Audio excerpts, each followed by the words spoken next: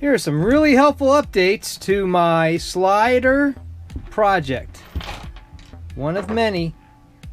This one pivots right around, gives you a whole another dynamic, and I refined the angles a little bit. Here we go to show you how. If you watch the other builds, you can see that I've replaced the yellow wheels with these red skateboard wheels that I got, and I've got the full range of motion using a pivot point with a screw. I was planning to do this a little later for another build, but since I got some feedback and suggestions to do so, I just decided to throw this in.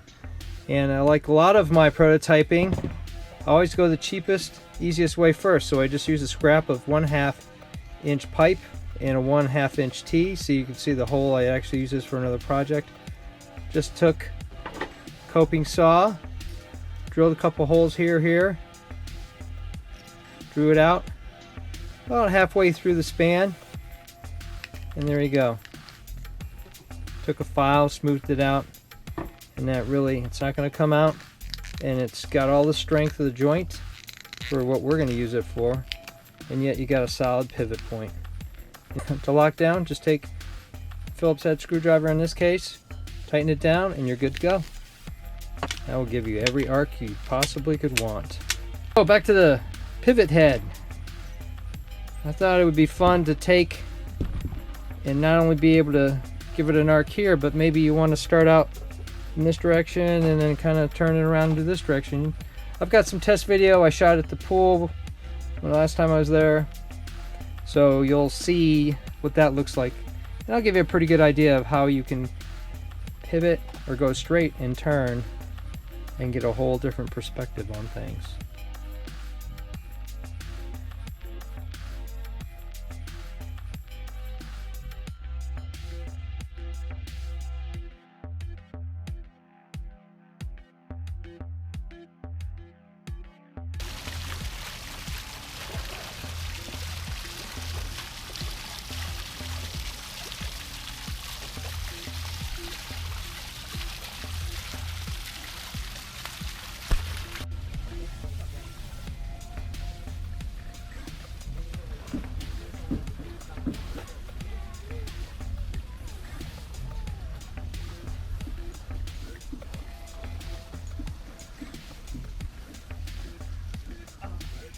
You don't have to use a bike handle.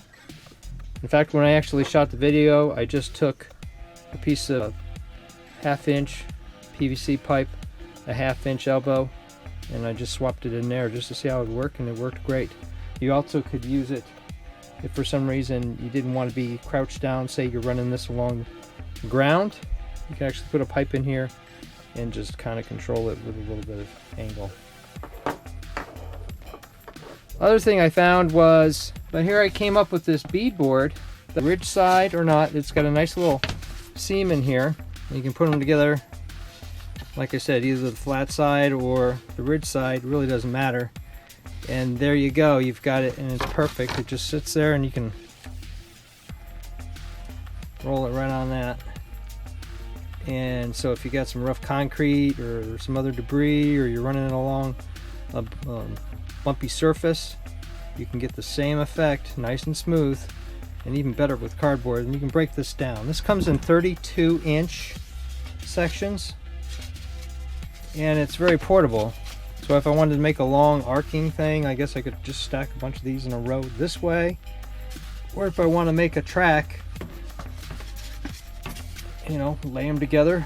You get 4, you can do 64 inches, so that's 5 feet 4 inches. That's plenty of space to go over any kind of flat surface. So let's get back to here, and I'll show you how I made this pivot head. Cheap, inexpensive, probably around $5 or less. You know, just pressure fit down in there like this, take it off. Here you can see the rig. It's screwed in there. The handle, like I said, you could easily, if you didn't want to spend, I think a pair of bike handles like this cost anywhere from $6 to $7. Probably could get it cheaper. This is just a 1/2 inch cap end that I've put a hole in. This happens to be a 1/4 inch hole with a bolt and lock washer on the inside. Just cinch it down. And for this build, I'm just using a 1/2 inch for this piece. It's a 1/2 inch, 1/4 inch bolt. I use a lot of 1/4 inch hardware. It's strong enough to do the job, and it also keeps you from buying a whole bunch of different sizes. Just covered it with some gaffer's tape. Marked it up with a black marker just to clean it up a little bit. There you go. You can see that it pivots very well. At least I'm happy with it. And then this is a 1-inch screw. You probably could get away with a 3/4 inch screw, and it would do the same thing. So taking it off is just as simple as taking a screwdriver. And this will work for GoPros, phones, everything. I try to make these builds so they're fairly universal. Okay, so there you go. Put the camera aside, make sure it's protected. This is just a rubber washer. There's the other end. And you can see what this is actually a ruler.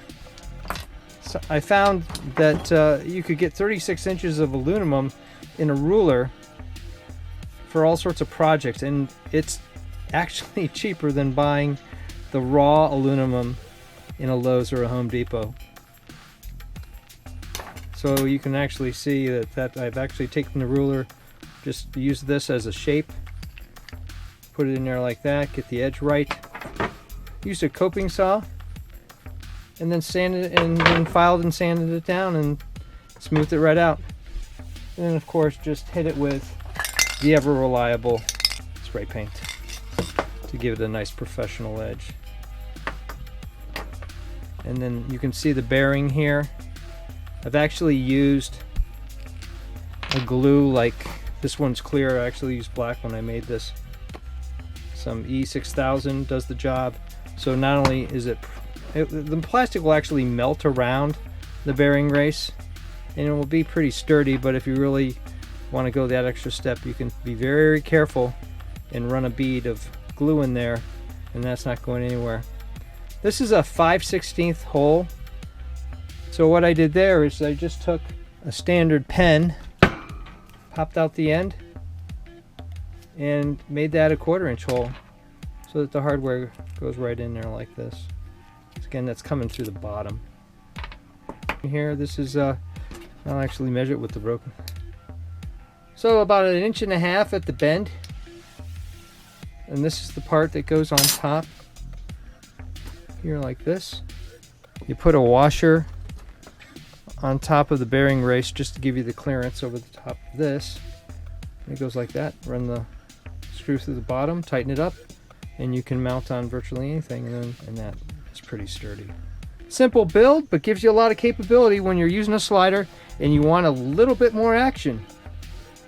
Stay tuned for future builds on sliders. Got a couple more ideas that I'm going to bring and show you here rather soon, in the next couple weeks. Thumbs up and comments, always appreciated. Thanks for watching. See you next time.